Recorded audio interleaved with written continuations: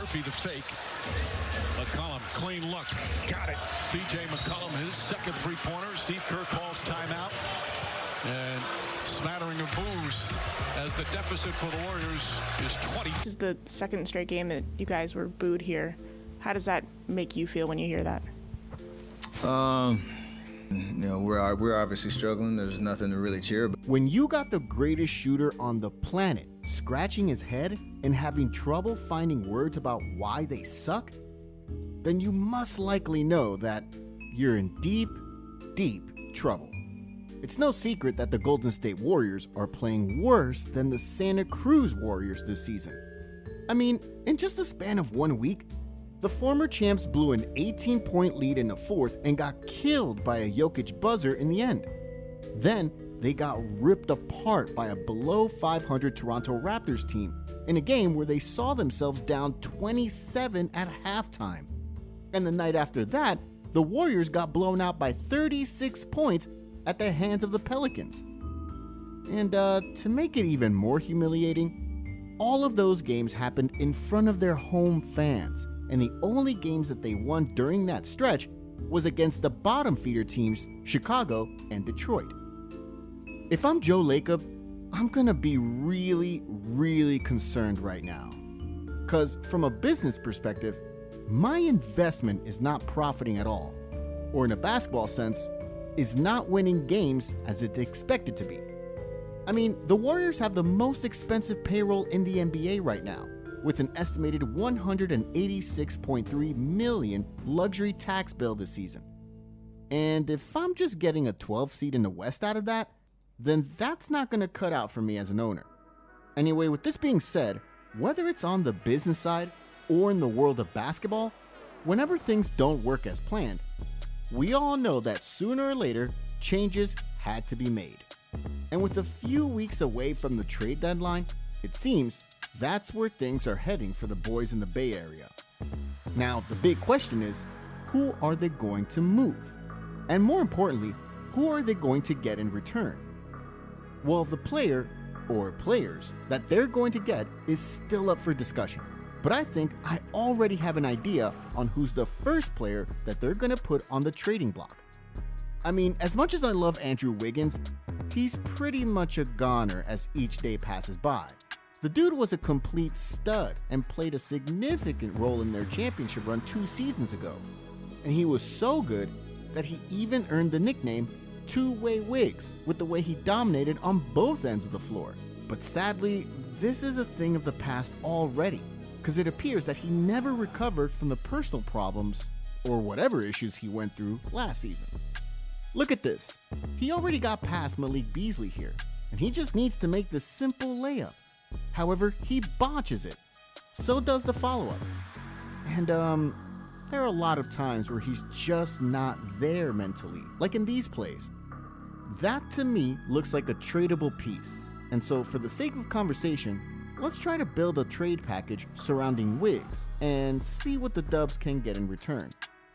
Now, one of the big names that has been heavily linked with the Dubs in the recent weeks is Pascal Siakam. As for the Raptors, I believe they would be more than happy to welcome back their hometown hero. But I also believe that this trade comes with a hefty price tag for the Dubs, and this pretty much involves Jonathan Kuminga.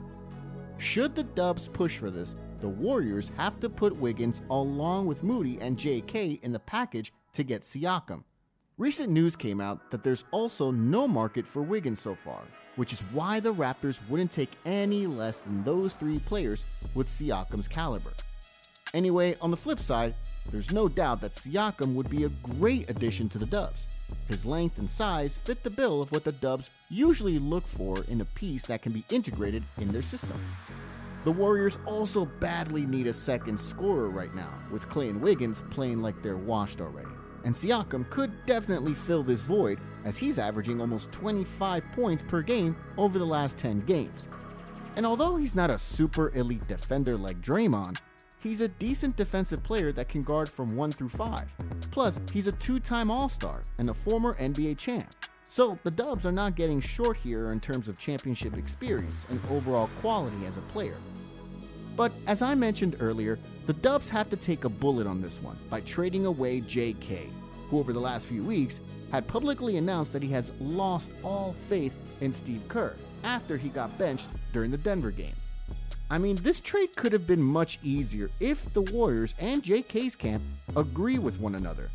But see, despite JK's frustration, the Warriors clearly stated that they are unwilling to package their young star for Siakam, or in any trade for that matter. And although JK has issues with Kerr and the way he runs things, Joe Lacob reportedly has built a close relationship with Kuminga, which makes him indeed untradeable for the time being. Now, if this is the case, then the Warriors should explore trade package B if they really wanted to land Siakam, and it goes something like this. The Dubs have to package Chris Paul along with an expiring contract, so does Klay. Then they put in Moody as well, and since JK is off the table, the Dubs need to replace him with 3 future first-round picks just to get this trade through. Well, the 3 future first-round picks look very enticing, but I don't know if the Raptors will bite, because an aging Chris Paul and Klay Thompson will have no place in their rebuilding phase. But if the Raptors could flip them for future assets, then I think this trade can be made. Another big name that has been sizzling hot in the trade market is Jazz forward Lauri Markkanen. And just like Siakam, his name has been attached with the Dubs too. So let's try to work something out here. Now, if the Warriors manage to pull this through, Markkanen is going to fit just fine with the Warriors. This guy is a 7-footer who shoots far better from the outside than Siakam, with a hit rate of almost 50% from the field and 40% from distance. And even though he's so massive, Markkanen also moves fluidly for his size and can get to the rim to deal damage from the inside.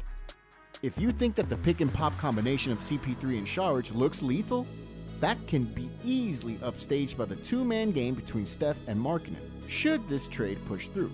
And speaking of which, here's what the Dubs can offer in exchange for the Jazz superstar. The Warriors could package Wiggs, Moody, Kuminga, and probably a couple of second-round picks if they really want to get Markkanen. But see, here's the thing. According to a reliable source, the Jazz would require an untouchable in return, meaning that the Dubs might have to include Klay or Draymond just to get this trade done. Danny Ainge is a master when it comes to deals like this, so if the Warriors are going to go down with this trade, it better lead to something good or positive, because this is a type of deal that will make or break a franchise, given the pieces and assets that will be put on the line. Anyway, whether they're eyeing for either Markkanen or Siakam, we kind of get that funny feeling in the air that one way or another, something big is going to go down for the Warriors as the trade deadline approaches. Now, we still don't have a clear picture on who's going to go and who's going to stay, because all we have right now are pure speculations. But one thing's for sure, the Dubs have to make a move now in order to turn things around and possibly prolong Steph's championship window. Because if not, then we might better say bye-bye to their dynasty and all the great memories that they shared with us in the last decade or so.